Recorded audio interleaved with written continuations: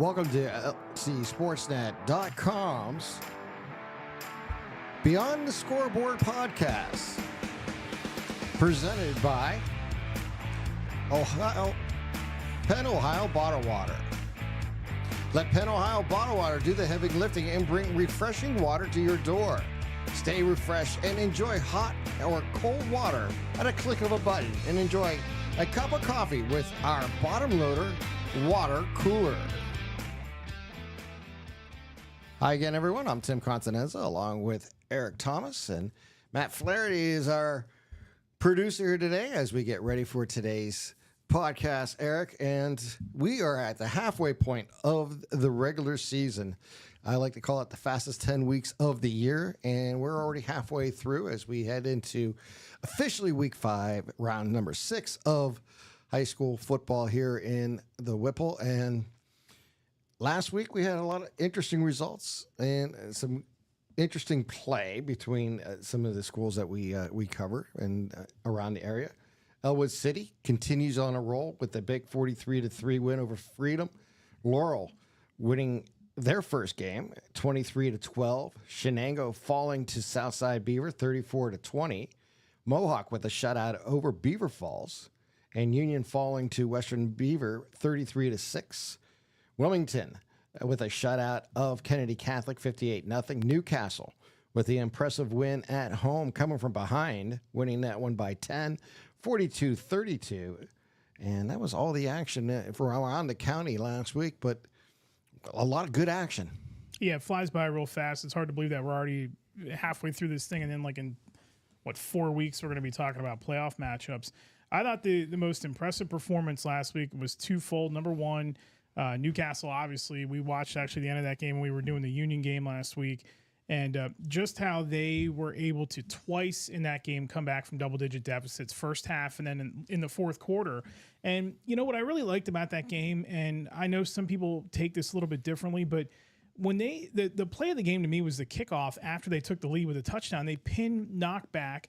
The defense gets off the field. They hold them on downs, and then they go and they score. Why try to run the clock out? They can still win the game if you turn the ball over. So just punch the ball in and get that touchdown and put this thing away. And I really like that mentality that team has right now. Yeah, I thought that was a great play too, because I mentioned it to James when we were in the broadcast. I said, there's also style points this year because of the wild card. So anytime you can put an extra touchdown on the board against a common opponent within your division, you need to do that. And, obviously they're not in the same conference, but it's good when people look at the score. Let's be honest, not everyone's going to watch every game or know exactly what happened. They may see some write-ups, but they don't know exactly what transpired. They're going to see a 10-point win, Newcastle over Knock, and that stands out bigger than a 1-point win or a 3-point win. You're also talking about a Newcastle team that's in a Parkway Conference where Montour's undefeated. They play Aliquippa. We'll talk about that coming up. Blackhawk is 3-2 and has one of the best offenses. So do you think that if Blackhawk somehow gets a playoff spot, do you think it's going to be because of it's probably going to be because they average 40 points a game. So They're going to look at them and say, well, they have one of the best offenses in the entire area, so we got to try to put them in there. And, the other thing is that Greater Allegheny Conference, Knock losing that game, and I know Knock's not in our county, but Knock losing that game is not actually the worst thing. The Greater Allegheny is a mess. I mean, you have Indiana and Mars and McKeesport, two of the favorites, not favorites, but two teams that people thought would make playoff runs in Mars and McKeesport. They're 1-4 right now. Yeah. And probably out of it, but really not, because Hampton's only 2-3 and West Mifflin's only 2-3 and Knock is 1-3. So even though Knock loses that game, they're still right in the mix. And, it could be a rematch down the line. And that's the one thing about Newcastle that I hate seeing some of these rematches come playoff time. But they've had so many entertaining games early in this season or halfway point through this season that if you get a number around 2 with one of those teams again, why not? Yeah, I mean, I'm all for it in that level for entertainment value, and I think it'll be interesting, obviously, as we get to that time of the season. Now, for Newcastle, they actually enter into conference play this week. They'll be taking on the Quips from Aliquippa. Obviously, when you talk about the history and success of Aliquippa, you can't get it. They lost last week. So that puts even a little more intrigue into this game where Newcastle's on the road at Aliquippa taking on the Quips, who, traditionally the best team in 4. Yeah, lost to a 5A team, by the way. Yeah. They were supposed to be 5A, and then they lose to a 5A team last Interesting. week. Yeah. They're still the best team in 4A. I don't care what I anybody says, totally but, agree. You know, that's a tough spot for Newcastle. We can get into it a little bit more in the previews, but that's a tough spot to be in because that Aliquippa team is going to be so ticked off after that loss last week. And I initially thought, well, maybe guys were out or somebody was hurt or, you know, they didn't have guys available for some reason. Not the case. Penn Hills just went in there and played a great game and played their style of football and won that game. And Aliquippa had trouble hanging on with it. And some people on social media, oh, well, see, this is why they can't play 5A. No, they can still play 5A. They probably still would win 5A if they were in it. Somebody just had a better night than them. I mean, it happens, right? And they're still the best team in the state at the 4A level. I don't care what the state rankings suggest. They're still number 1 in my book. They're still in a position where they can win the conference. They're probably still going to get to the WPIL final. No disrespect to anybody else, but why would you say anything less? Right, they're still the they've done it so champ. often. Yeah, so 14 years straight or something like that. Exactly. And it's a really tough stretch for Newcastle because they go Aliquippa, Montour back to back. Montour is right with them in the standings at 4-0. That's also on the road. So a tough 2-week stretch. We'll find out what this team is made of. We sure know that if they can play their style of football, that they're not going to lack any kind of excitement. But what makes Newcastle really an intriguing team, not that the other teams can't do it, but you have 3 players minimum. If they get the ball in their hands and can get into space, they can go the distance. And we've seen that last week against Knock. I mean, that was the most impressive thing I've seen. You have a quarterback in Harris who can make plays, both throwing and running. But you have, Kayvon Gardner running the ball, which, lightning fast. Let's be honest. When he pulls away, there's no one going to catch him. And then you look again, what Nate McKnight does. I mean, it's impressive. Like I said, I think they scored 4 touchdowns in that game and had less than a minute possession each time. Including 2 at the end of the game. Right. I mean, that's right. Counting, they're doing that with 2 minutes left. They're getting right down the field and scoring a touchdown and take the lead. It's just insane. Well, one of the teams that we need to talk about, and I just wanted to bring it out, is Elwood City, 4-0, 2-0 in the conference. They'll be taking on New Brighton this week, who's 3-2, 1-1. This is what everyone in Elwood City has been talking about. This was the year that they could take that step forward and become a contender, not just in the conference, but potentially a playoff run.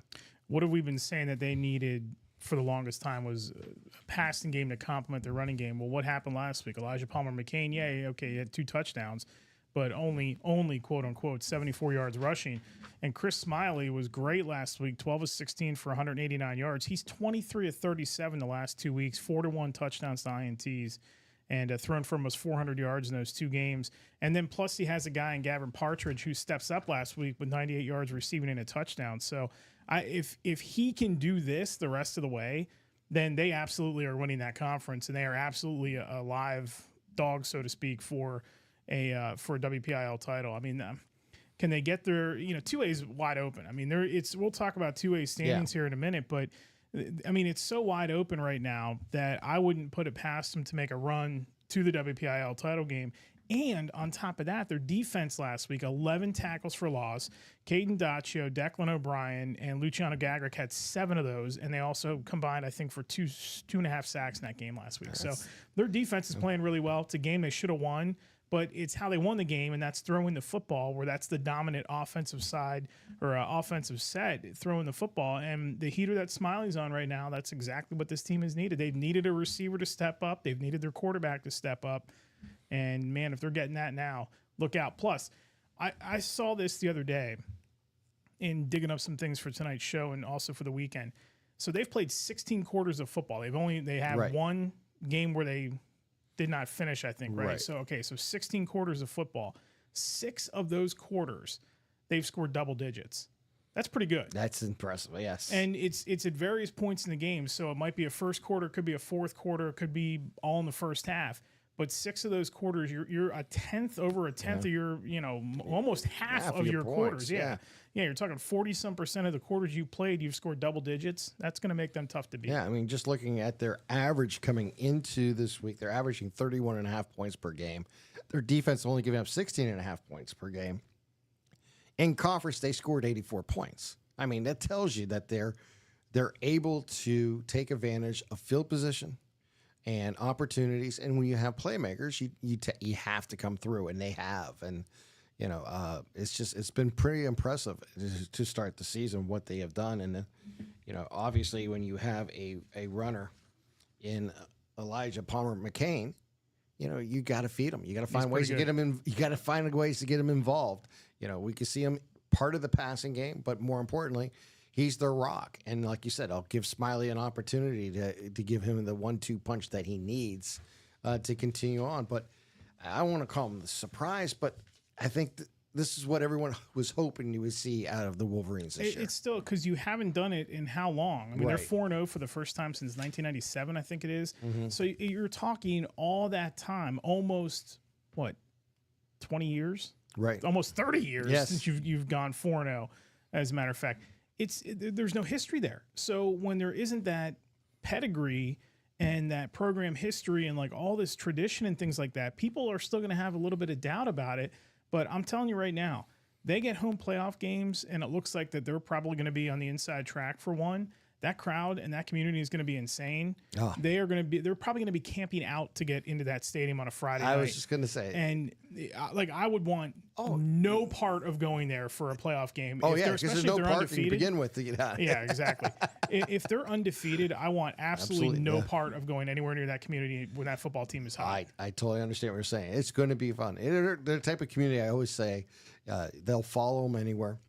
And the last person out of town, make sure you lock the doors and turn off the lights. Well, look what they did at Newcastle when they played Mohawk in the WPI. That was a state playoffs when they played them there. My goodness. I mean, you show up there and there's like nobody there, and you walk around the side of the building, there's a line out the door and it's all basically blue. And then when you get in the gym, the whole thing just starts to fill in. It was like, the whole community was at that game. They're as good of a fan base as there is around here, without question. All right, let's take our first time out here of the podcast. This is Beyond the Scoreboard podcast presented by Penn Ohio Bottled Water. Take you today. To work, to the store, to Grandma's house. Acts can get you there, but it's much more than a ride. It's a joyride. I'm helping people. I'm getting them out of their house. I'm taking them to their doctors, to the grocery store. They say I'm entertaining. Okay, we laugh, we joke, we sing, we tell stories. They're like family to us. Even if it's the same day, to schedule your joyride, call Axe today. I love what I do because coming in every day is different. How can you not enjoy these kids coming up and hugging you and giving you these great smiles all throughout the day? Seeing the progress that our kids make every single day is one of the reasons I love coming to school. What should we do? We have fun. LCAP Early Learning Centers is hiring. Help empower young minds in Lawrence County and become a superhero today. Apply at lcap.org. Don't get left out to dry. Call the Penn Ohio Bottled Water Company for the fastest and most efficient bottled water delivery service in the area. Penn Ohio offers bottled water ranging from 16.9-ounce bottles to 5-gallon jugs, perfect for your next event or office water cooler system. Also, don't forget to ask about their custom labeling options. Visit PennOhioBottledWater.com for more information and to get a quote on their delivery services. Whether it's at home, in the office, or on the sidelines, Penn Ohio has you covered.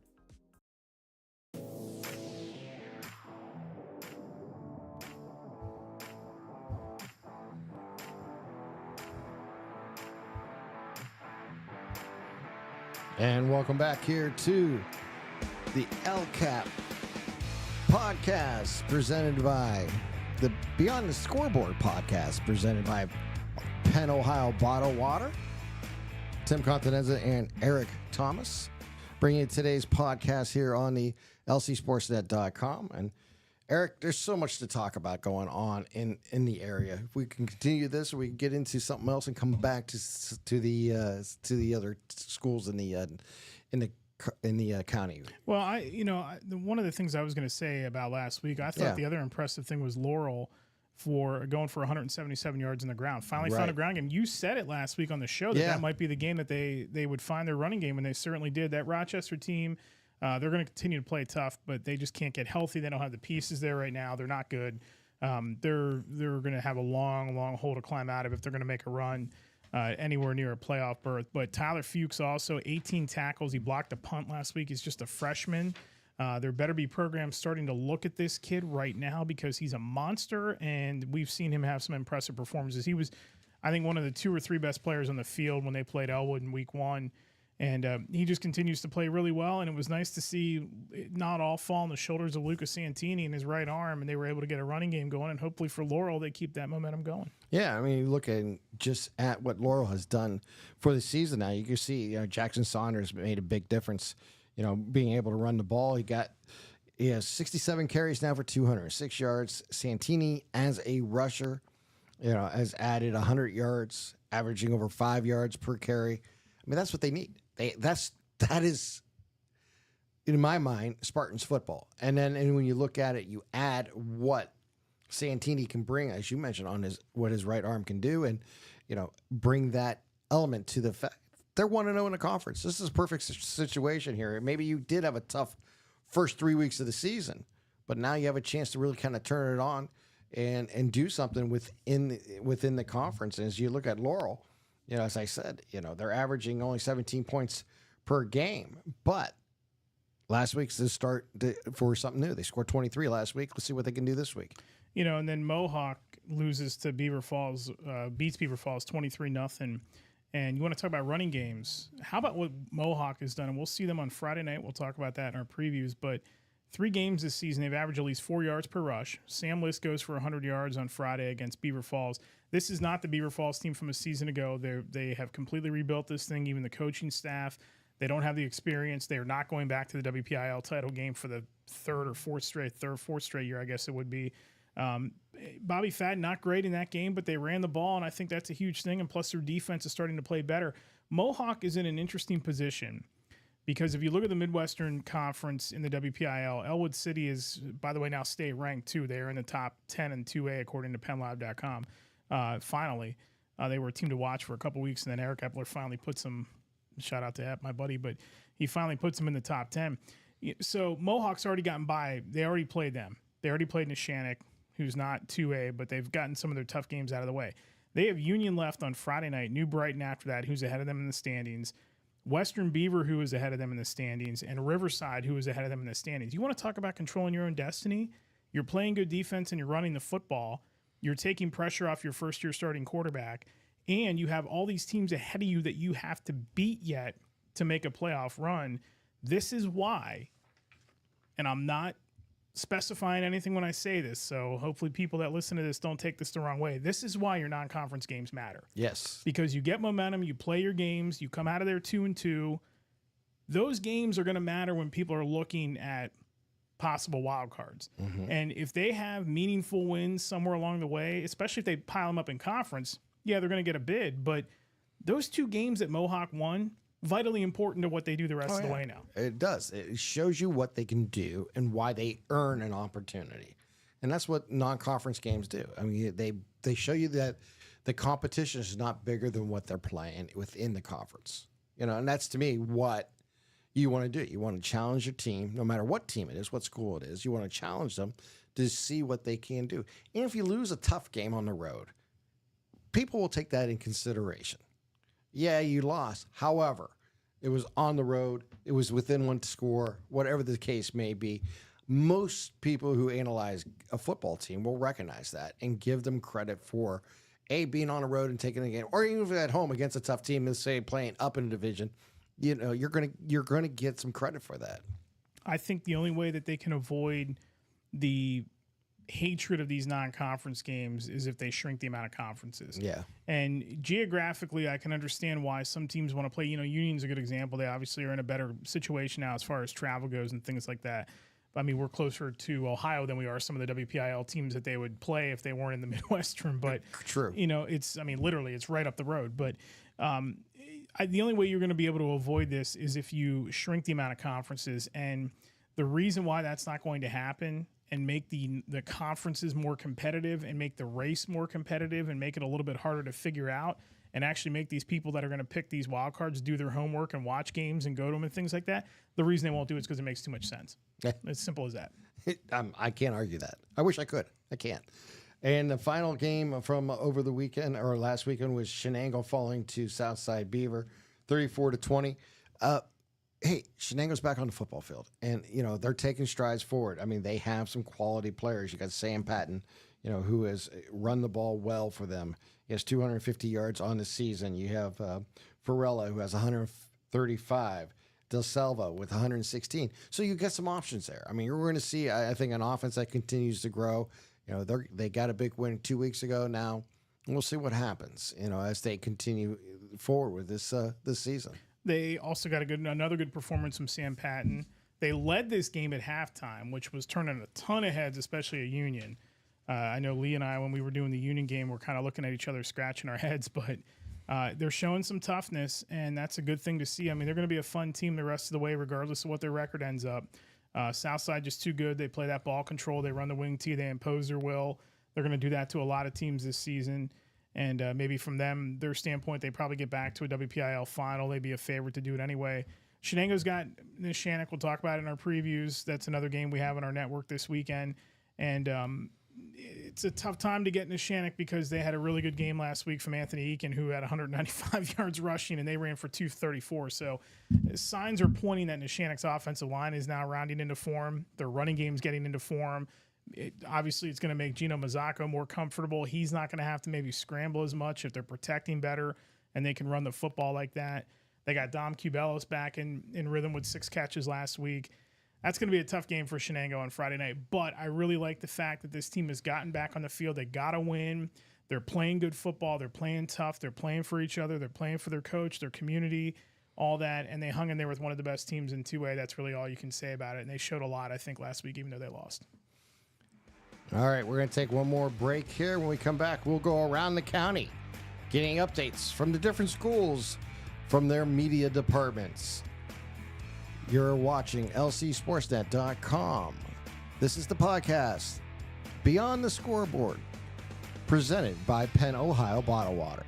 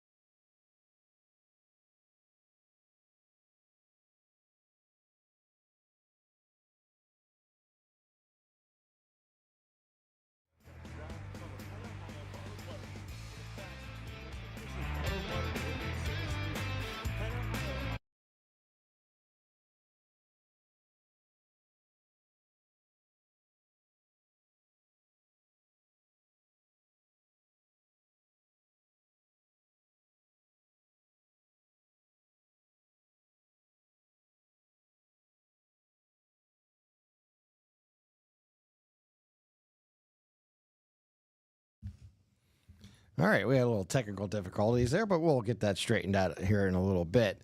We're going to go to our, there we go, around the county reports from the different schools.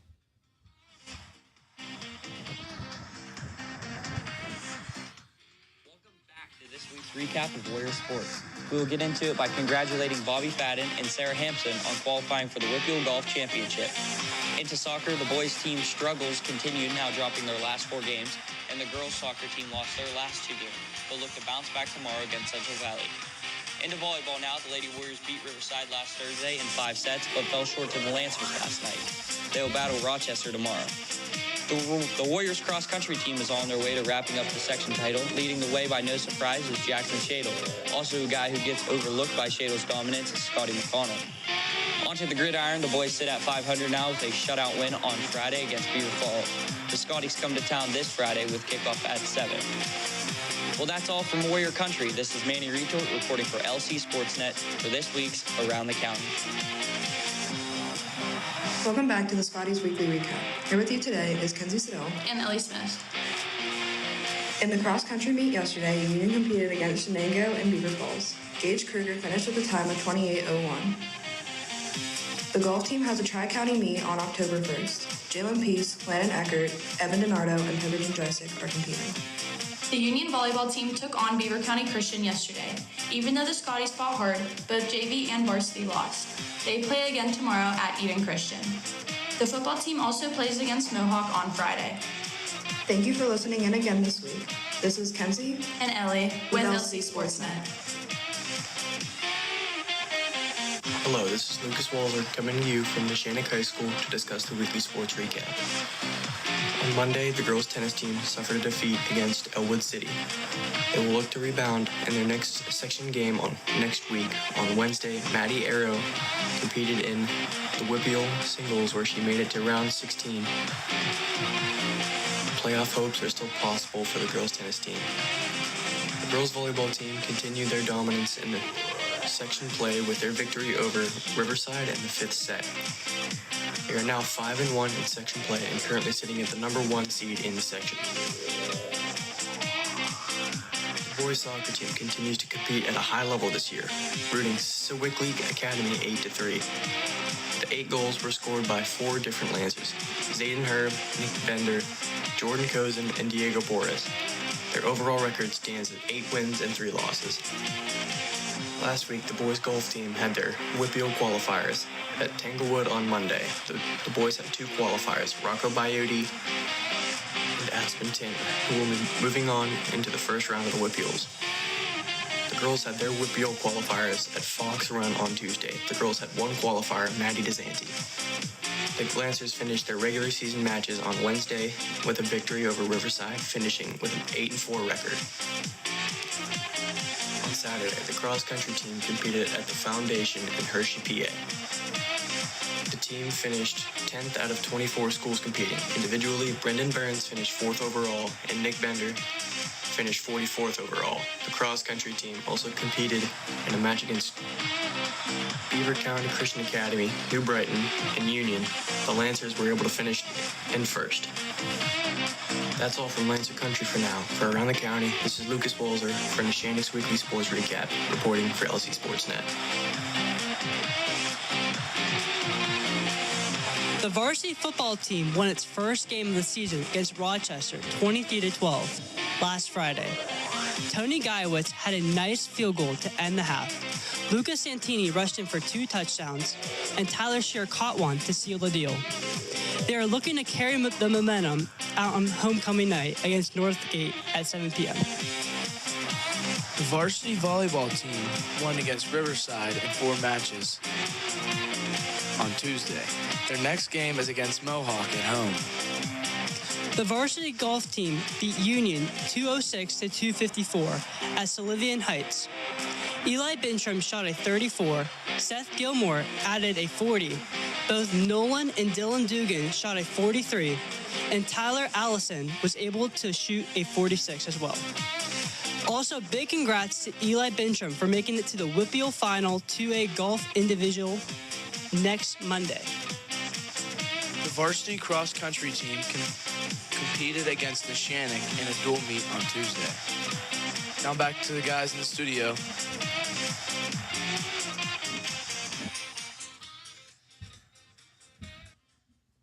And that was pretty good.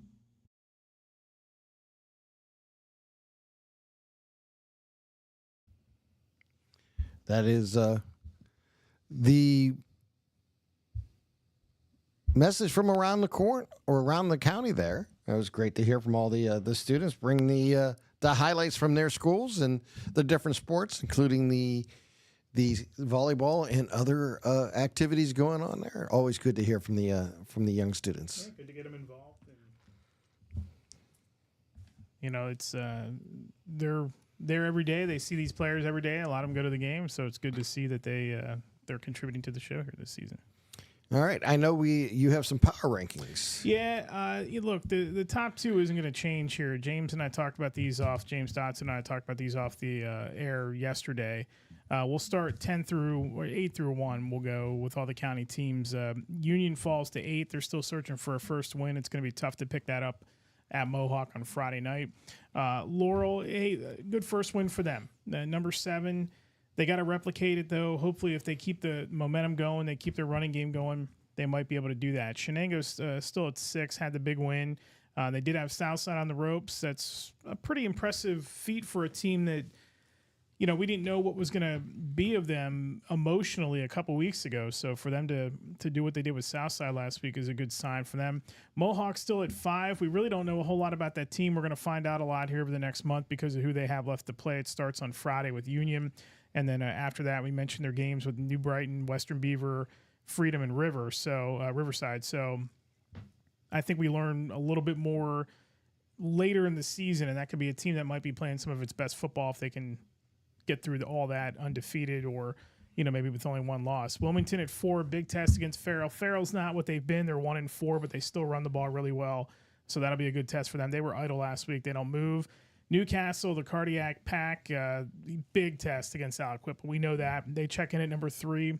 Top 2 are going to stay what they are until further notice. Neshannock is still one of the top threats in single A, and Elwood City's going to stay on top until somebody beats them. So the best team that probably had a shot to beat them was Neshannock. I was just going to say, yeah. Didn't do that, so I have a feeling that they're not going to be moving from that perch for a long time. Yeah, no, they've earned it, and they deserve to be up there right now. And when you go on the road and beat Neshannock in Neshannock, you've done something special. And do it the way they did it. Yeah. I mean, they controlled the whole game. I was going to say they dominated, especially the second half.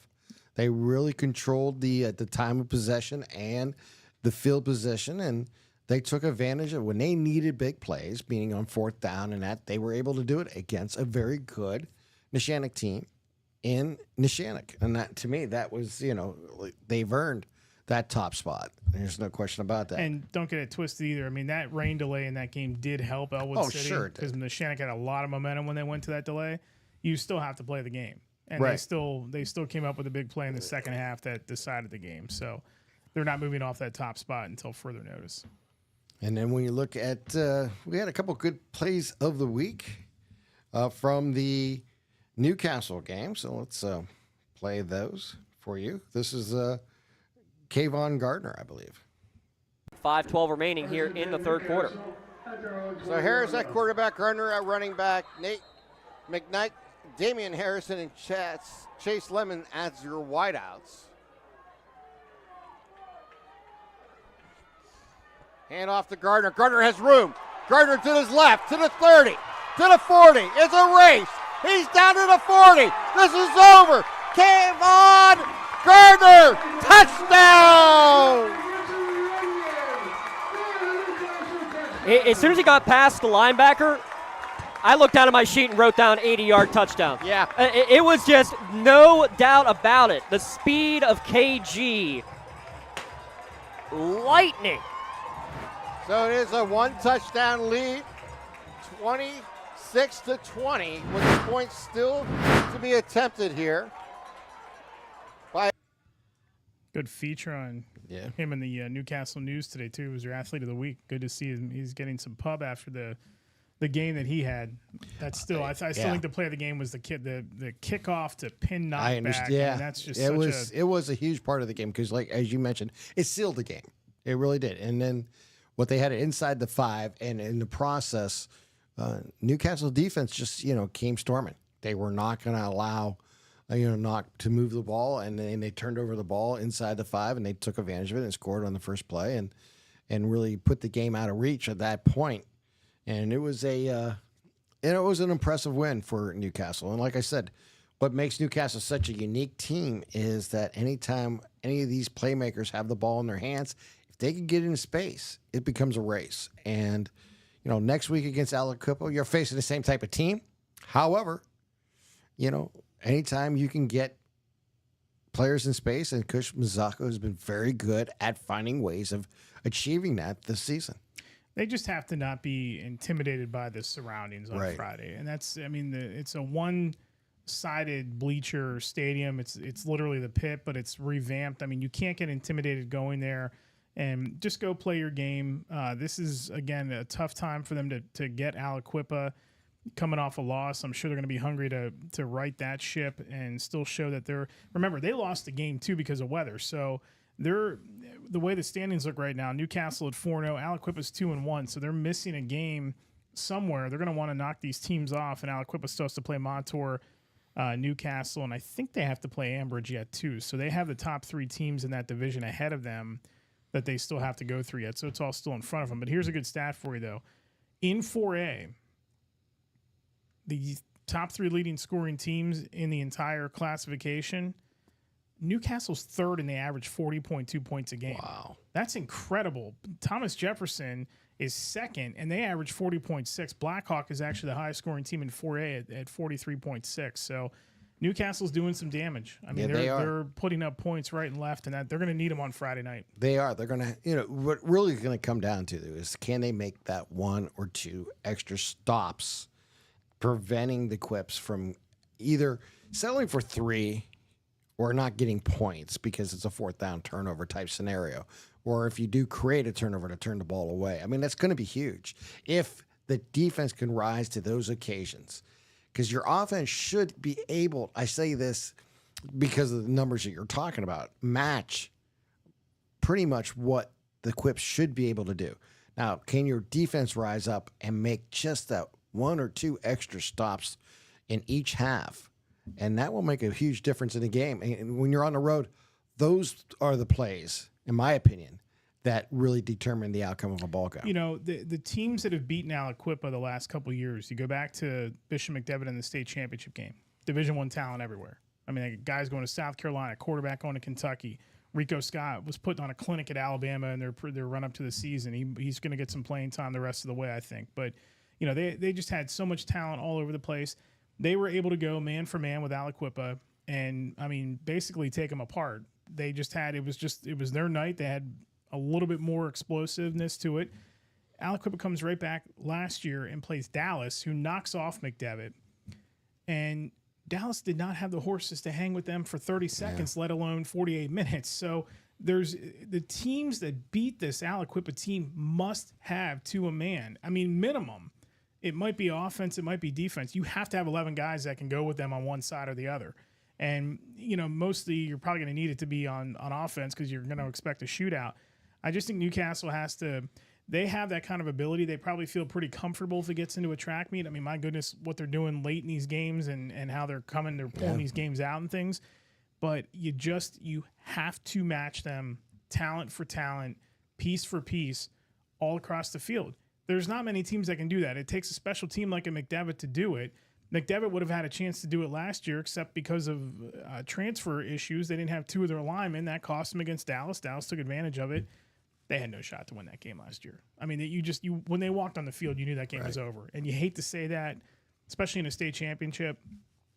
You could just tell in warmups the talent level on one side or the other. That's not going to be the case on Friday. They're going to look across the field and they're going to see talent on that Newcastle side. They're going to see a hungry team. They're going to see a team that wants to have a statement win, basically stamp their season. They want to change the forecast of what they've been for the last 10 years or the last 5 years. If they win that game on Friday night, Freddie can run for not only mayor of Newcastle, he might as well get on the ticket and run in November too. I was just going to say, he can do whatever he wants. I'm voting for him in November if he wins that game on Friday night. There's no question about that. And here's again the big play ability of Newcastle. This was the go-ahead touchdown pass, Harris to McKnight. So again, 3 receivers to his right, 1 to his left as they move right to left on your devices. Back to pass. Harris throws it to Bobby. He has Knight open. Knight at the 20. Knight touchdown. Nate McKnight gets the touchdown. Oh my goodness. And we have a 33-32 lead for the Canes with 2:04 still to play. 51 yards on the money. Perfect pass. And now up by 1. The Canes should be going for 2. They're going to get their offense out there. That was a smart decision to go for 2 there, too. I really like the way that they drew that up at the end of the game. And then, again, the kickoff and the defense that they played at the end of the game, and then punching that touchdown in late. I mean, that's not a window dressing touchdown. That's a must-have touchdown in that spot, and they pounced on it. They're going to have to play with more of that on Friday night for sure. Elwood City, New Brighton on Friday. New Brighton lost to Riverside last week in a close game, 20-13. Big game for them because they still have Mohawk and Western Beaver too. So this is a huge game for New Brighton, who is right now 4th in the Midwestern. And if they have the recipe to slow down Elwood City's offense, I'd be stunned. We already gave you the stat earlier tonight about Elwood City, 16 quarters in regulation, double figures in 6 of them. Tough to beat. Going to be tough to beat if Chris Smiley's throwing the ball like he's been the last 2 weeks. He's on a heater right now. And I just don't know that New Brighton's going to have the horses. It's, you know what? If it's not Smiley, and we can say what we want about the running game for Elwood City, their defense though is what really I think is starting to stand out for me, and that's going to make them really dangerous along with Smiley if he keeps playing like he is. Yeah, and let's face it, I always defense helps win championships. I mean, that's really the key. Like I was talking about earlier about Newcastle making that 1 or 2 extra stops. This is a team that has routinely made stops throughout all 4 quarters. And that really leads them. As you mentioned, Laurel got their first win earlier. They're 1-4, 1-0 in the conference. They've taken on Northgate 2-3, 0-2 in their game. And then Shenango. This will be on LC SportsNet, and Lee and Jay will have the call of that game. And Shenango 1-2, 1-1 in the conference. Neshannock 3-1, 1-0 in the conference. Yeah, and that's going to be a tough game for Shenango. Neshannock really looks right now like they're rounded into form after that loss to Elwood City, a little bit more refocused after that loss. They've cleaned some things up with the offensive line. Defenses look pretty good the last couple of weeks. They've gotten their playmakers involved in just about every game the last couple of weeks too. Tough spot for Shenango to be in. I go back to one point about that. Laurel, last week was the first time that Lucas Santini hasn't thrown for 100 yards in a game, and they won. Run the ball more. If you can run the ball more, he's not going to have to do it all with his right arm. That's a big reason, that they might have some success the rest of the way. And then, you look at 2A right now in the WPIL. We've talked about the Midwestern. Elsewhere, South Park and South Allegheny are both 4-1. Seton LaSalle is 4-0. There's 11 teams that are between 3-2 and 2-2 going into play Friday. So some of these teams are going to have to start separating themselves. We'll see it. It's going to start happening this week, especially in that Midwestern pack with Western Beaver, Riverside, New Brighton, and Mohawk that are all kind of mixed in there. Freedom's not out of it yet. They're 1-2. Beaver Falls and Union are 0 for right now. We didn't talk about that Union game in our recaps, but just look, Union right now in our second game that we have on Friday night with Mohawk, this isn't the game that we saw last year. No. This is not going to be 40-35 or 41-35, whatever it is. This is not going to be 41-20 in favor of Union. Union they have 2 pieces right now that are working really well for him. Maddox Thompson and Lucas Stanley. When he can throw the football, we know that, but he's looking for Thompson just about every time they throw the football. You squeeze in a little bit of Gianni Million in there every so often. They tried to throw the ball a couple times to Jamel Mitchell last week on some trick plays. They show spurts. Like they go down 7-0 last week to Western Beaver. They come right back down the field and they score a touchdown. Missed the extra point at 7-6. You figure, okay, maybe they're in this thing. Javen Peel didn't have a great game. Didn't have to. Special teams play just completely broke Union's back. Chris Kirkland returned a kick for a touchdown, and that just completely changed the complexion of the game. And I'm sorry, Union right now can't play from behind. If they get down early in this game to Mohawk, it's going to be a long night. It will be a long night. I mean, what Union, as you just mentioned, they have their feature players in Stanley and in Thompson, and then you have Million you throw in, and you have some defensive players that can make plays or offensive line, but the key is they're kind of one dimensional. They're going to run the ball. They're going to run, and then try to throw the ball, but they're going to run again. And when you become one-dimensional, it becomes difficult for teams to succeed because you can bring everybody up. And when you do that, you're adding defensive backs and then like linebackers. They're going to be able to fill the hole. They're going to be able to make plays. They're going to force you outside or force you back inside where there's more traffic. And that's where I think Union right now has to find a way to use the entire field offensively. And we know they have playmakers in those two.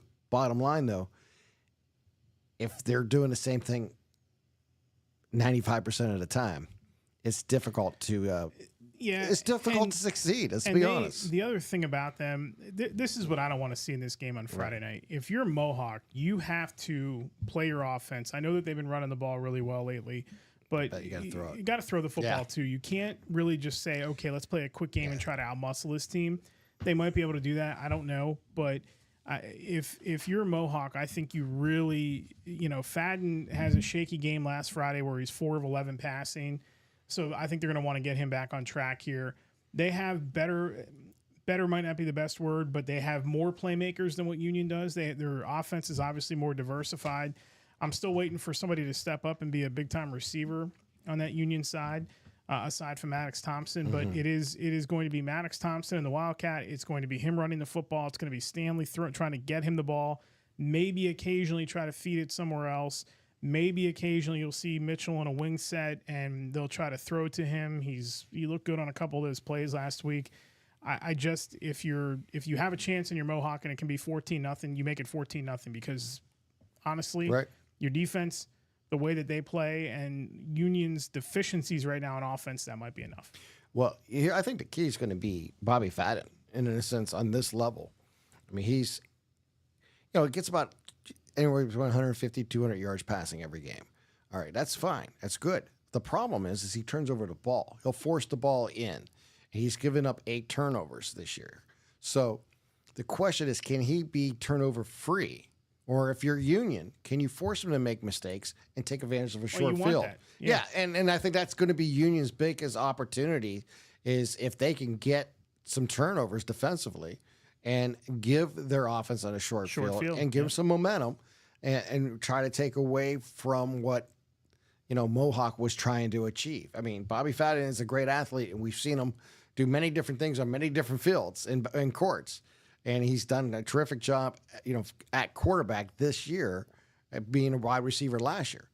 But one thing we've seen so far this year is has a tendency to throw into coverage, and he has been picked off 8 times. And that's, the experience is going to change that if he continues to play quarterback. But I think that's probably the most important thing. If Union can turn them over, get short field, and not have to have their offense try to go 90-some yards or 80-some yards when primarily they're going to do is run. They've looked really good on like 5 or 6 drives during the season. They only have 18 points the last 3 games. Yeah. That's hard to believe. I mean, they were scoring 18 points a quarter last year with Braylon Thomas. So it's hard to imagine that this team only has 18 points the last 3 games. But, on that drive to answer the Western Beaver touchdown last Friday, they looked incredible.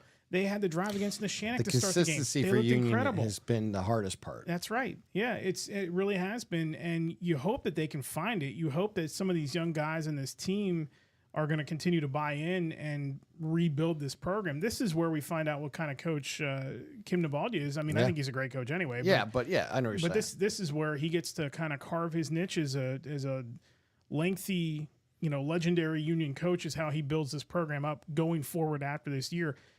But also try to salvage something this year. Maybe get a couple of wins down the stretch, get some momentum, get these guys to believe in something, get them in the weight room the day after the season's over. If they can get the upset this week, it changes the momentum, for the next 5 weeks. So who knows what will happen. And, of course, this game will be on LC SportsNet. Eric and myself will have that call of that game. And then we have Wilmington at Farrell. Wilmington 3-1, 1-0 in their conference in District 10, and Farrell 1-4, 1-0 in the conference. And of course, that'll be with Mercer County Radio in our video coverage. So really curious how Wilmington comes off a bye week and how they are going to play this game, because we know that the style of offense they run is more ground control and tear that clock up. Farrell is really good at running the football right now. They might be 1-4, but they are running the football extremely well. Jules Johnson, I think, is getting like 155 a game, 154 a game, somewhere in that range. So this might be a quick game if both teams want to run the football. I want to see how Wilmington comes back after a week off and what they do with the how they got like a little healthier, how they approach this game. This is a big game for Wilmington going forward. I think this is a chance to push the perennial contender aside and show everybody that you might be the best team in the district. Maybe, who knows? There's a long way to go yet, but this is a statement game for them despite Farrell's 1-4 record. Let's see how they come out and attack that game. And if Farrell can run the ball like they've been doing, it can be a really quick game, and it could also get away from teams too. So Wilmington's going to have to make sure that this isn't the explosive style running attack, 2-3 yards, punt the football, make Farrell go long fields. They're not necessarily geared to do that right now like they might have been in the past. And, we'll see if that Wilmington offense keeps chugging along and can control the clock. All right, we're going to take one more timeout. We'll be back right after this.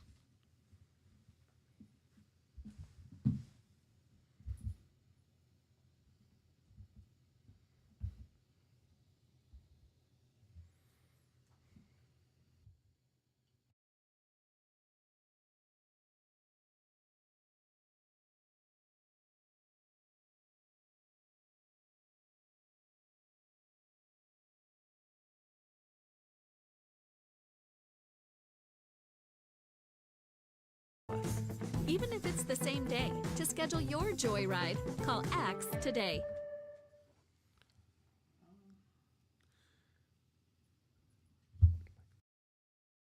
I love what I do because coming in every day is different. How can you not enjoy these kids coming up and hugging you and giving you these great smiles all throughout the day? Seeing the progress that our kids make every single day is one of the reasons I love coming to school. What should we do? We have fun. LCAP Early Learning Centers is hiring. Help empower young minds in Lawrence County and become a superhero today. Apply at lcap.org. Playoffs? Don't talk about playoffs. You kidding me? Playoffs? Don't get left out to dry. Call the Penn Ohio Bottled Water Company for the fastest and most efficient bottled water delivery service in the area. Penn Ohio offers bottled water ranging from 16.9-ounce bottles to 5-gallon jugs, perfect for your next event or office water cooler system. Also, don't forget to ask about their custom labeling options. Visit PennOhioBottledWater.com for more information and to get a quote on their delivery services. Whether it's at home, in the office, or on the sidelines, Penn Ohio has you covered. And welcome back to the Penn Ohio Bottled Water's presentation of Beyond the Scoreboard here on lcsportsnet.com. And Eric, I was just going to say, we're just about wrap up this week.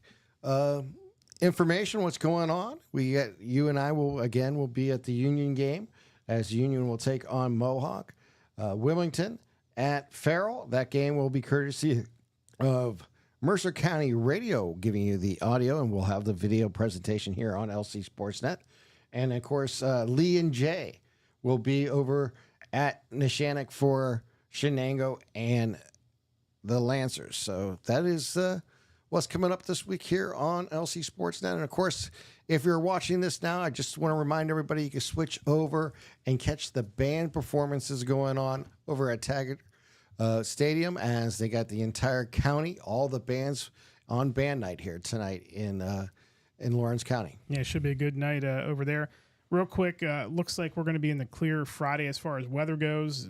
The bad stuff's going to be coming on Sunday, Monday, and Tuesday. So looks like we're going to be okay Friday night. 78, but a lot of clouds. Watch the wind on Friday night, because we know when we get to Mohawk, that wind tends to whip around that stadium for some reason. Even though it's open-ended, it just seems to whip around that whole athletic complex back there. So we'll keep an eye on that, but it looks like we're going to be in the clear as far as any of this garbage that's down south, and probably get a little bit of it early next week, if not late on the weekend. All right, let's give you one more shout-out to Penn Ohio Bottled Water. Give Penn Ohio Bottled Water a call for delivery of your 3- and 5-gallon water cooler systems and get cases of bottles delivered to your home or work for free. And that, my friends, should just about wrap it up here from the studios of LC SportsNet. I'm Tim Continental along with Eric Thomas and Matt Flattery on our producer here today. Thank you all for tuning in. We'll talk to you next Wednesday right here on the Beyond the Scoreboard podcast presented by Penn Ohio Bottled Water.